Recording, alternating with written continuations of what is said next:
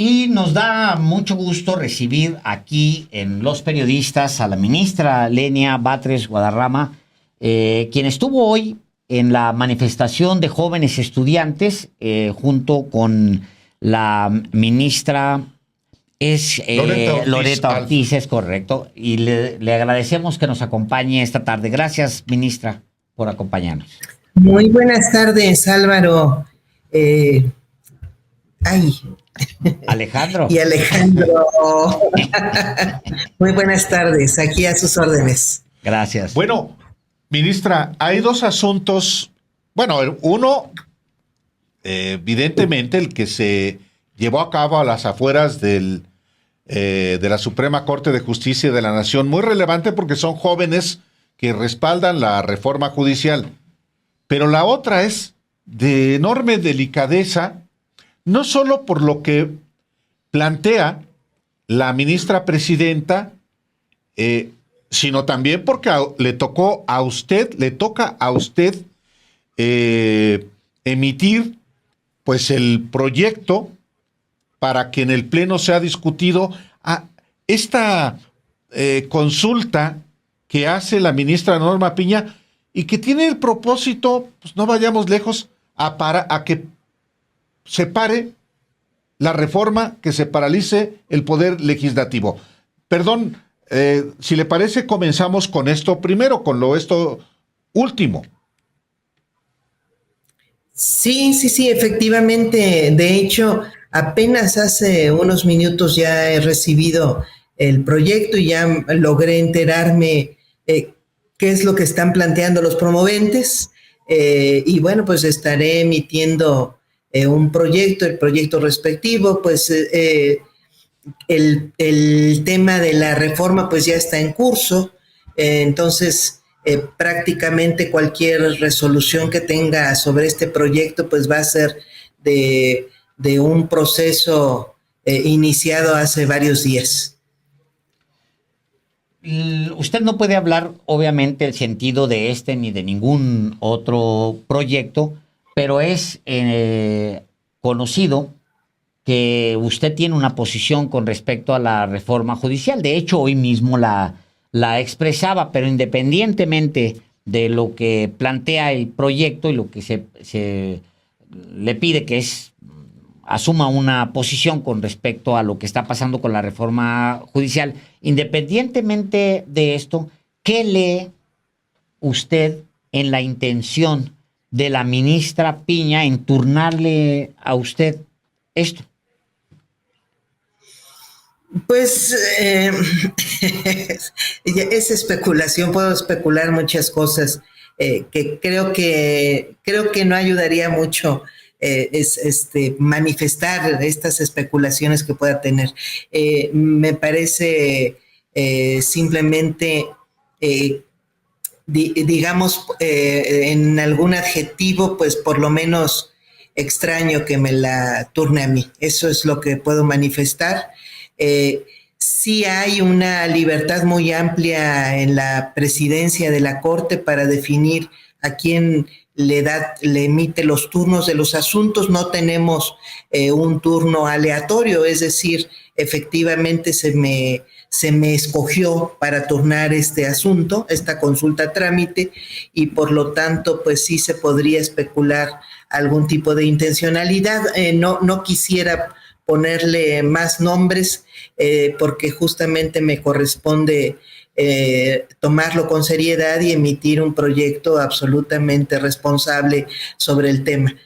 Por supuesto que pues se tiene que partir del punto de vista que ya he manifestado algunas opiniones. No sé, obviamente no puedo adelantar criterio específico sobre este tema, pero sí puedo presumir que estas opiniones que he llegado a manifestar tienen algo que ver con el turno que se me hace. Por supuesto que tengo que presumirlo así. Ministra Lenia Batres, hoy usted participó a las afueras de la Suprema Corte en una manifestación a favor de la reforma al Poder Judicial de la Federación, junto con la ministra Loreta Ortiz Alf. he visto que está siendo criticada o están criticándola a usted y a la ministra Ortiz, pero el domingo marchó el ministro Jorge Luis González Alcántara Carrancá en contra de la reforma. Y es sabido que otros ministros y ministras están abierta y explícitamente en contra de la reforma. ¿Qué está pasando en la Corte?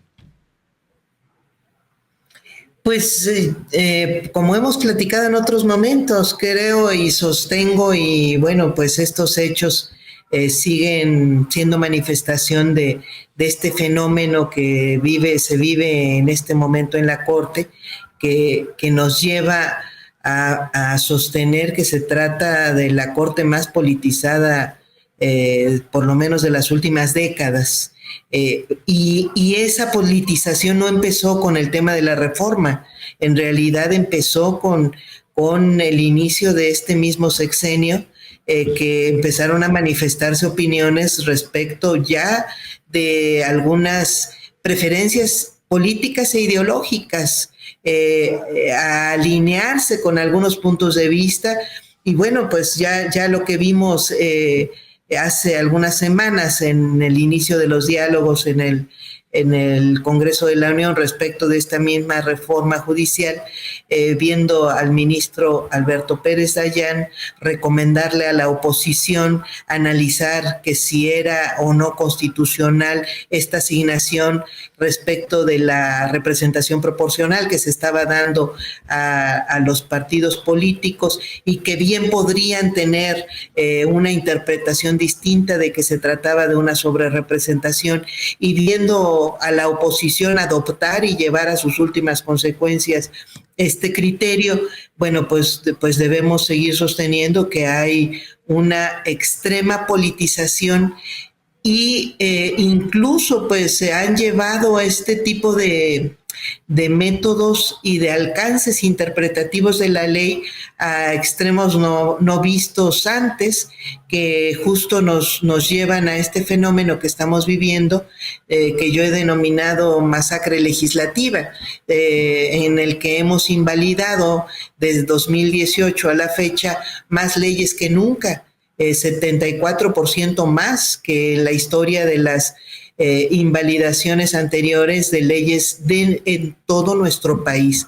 Y por el tema específico de formalidades, es decir, del proceso legislativo, hemos invalidado más de 600% más leyes que nunca, generando criterios absolutamente distintos a los que se tenían antes. Por eso es que hay una sobrepolitización aquí en la Corte, y va manifestándose además de manera cada vez más transparente. ¿Eso es malo? Pues es malo en tanto que pudiera estar impidiendo la labor jurisdiccional, y en este momento la está impidiendo porque vía un criterio político respecto de lo que se está haciendo de una reforma, pues están suspendiendo nada menos que la actividad jurisdiccional de todo nuestro país a nivel federal, o de las autoridades federales jurisdiccionales, que implica la suspensión de más de 440,000 juicios de amparo y juicios federales, y de cientos de acciones de inconstitucionalidad y controversias que se están dejando de votar en la Suprema Corte.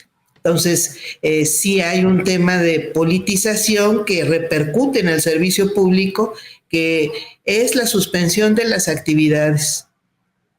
Me llama mucho la atención, o más bien quisiera preguntarle que me ayudara a entender, ministra Lenia Batres, si la Corte está operando o no está operando, porque hoy sí le turnan estos dos expedientes a usted, se los turnan, que tienen que ver con lo que había solicitado la Asociación Nacional de Magistrados de Circuito y Jueces de Distrito del Poder Judicial, la JUFED, el 3 de septiembre, de manera expedita, rápidamente le turnan a usted para que tenga conocimiento de estos dos expedientes.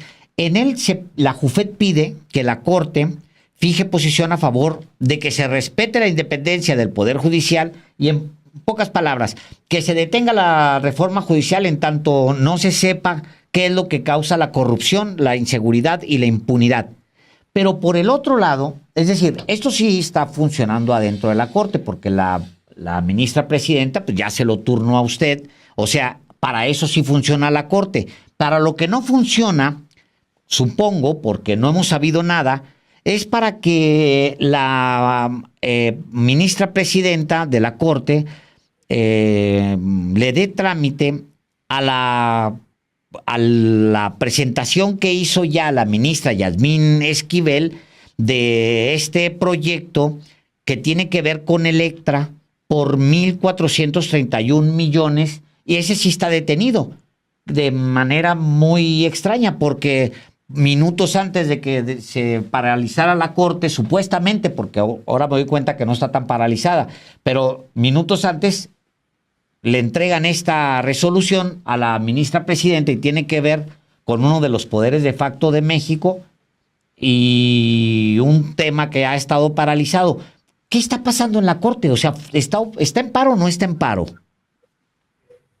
Pues justamente es parte de lo grave de este asunto, porque en la ley de amparo se manifiestan cuáles son los temas de urgencia, y el Consejo de la Judicatura Federal, si bien no dio permiso porque no ha autorizado ningún paro ni le ha dado ningún carácter oficial a ningún paro porque no puede hacerlo, sí ha emitido un acuerdo de suspensión de términos para todos los asuntos, menos para los de carácter urgente, de acuerdo con la ley de amparo.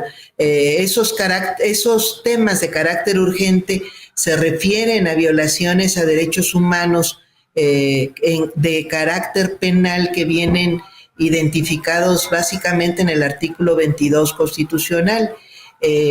Pero en el caso de las facultades de la Suprema Corte, no tenemos nosotros en ninguna ley ningún tema de carácter urgente. Entonces, parte de la discusión que teníamos cuando se toma este acuerdo para suspender desde el punto de vista de las tres ministras que manifestamos públicamente que no era sostenible este acuerdo, pues es de carácter ilegal simplemente, justamente entre otros temas porque no se contempla en ninguna ley ni la propia suspensión, ni qué temas son de carácter urgente en el caso de la Suprema Corte. Entonces, porque nosotros no atendemos básicamente juicios de amparo, participamos en la última fase de los juicios de amparo cuando hay recursos de revisión, y participamos fundamentalmente y somos única instancia resolutora en materia de acciones de inconstitucionalidad y controversias constitucionales.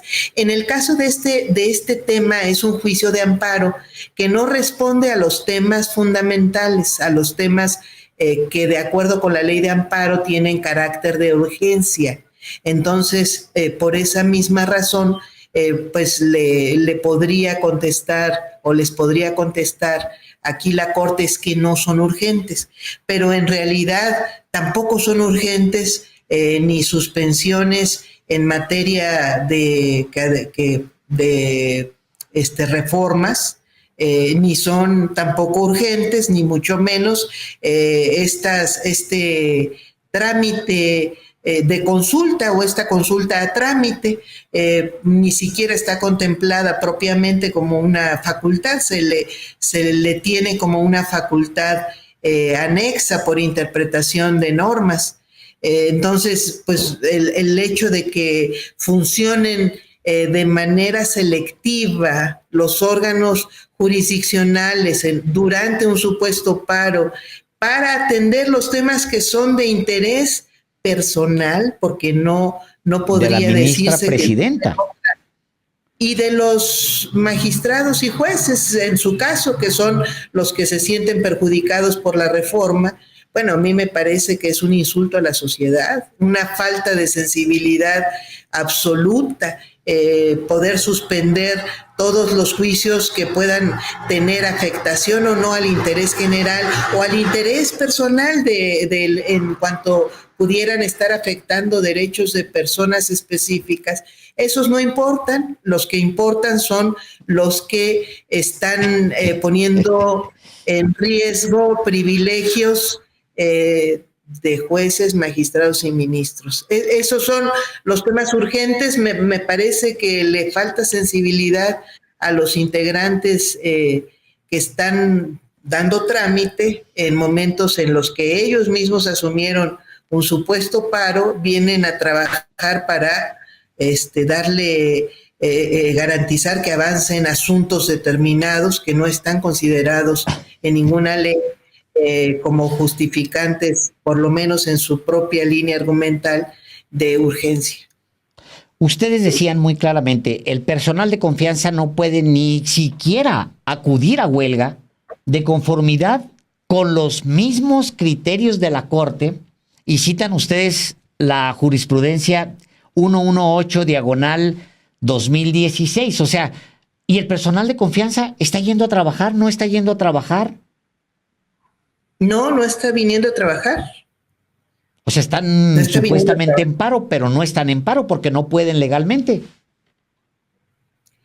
Así es, exactamente. Y el tema todavía más delicado, que lo hace más ofensivo, es que en cualquier huelga o paros que siempre tienen que ver con emplazamientos a huelga, se les suspende de manera inmediata, porque además así lo dice la ley, los salarios a las personas que van a suspender sus labores. En nuestro caso, además, es motivo de responsabilidad el obtener salarios sin trabajar, sin labores devengadas. Entonces, hay una doble irresponsabilidad allí, por eso es que lo advertimos.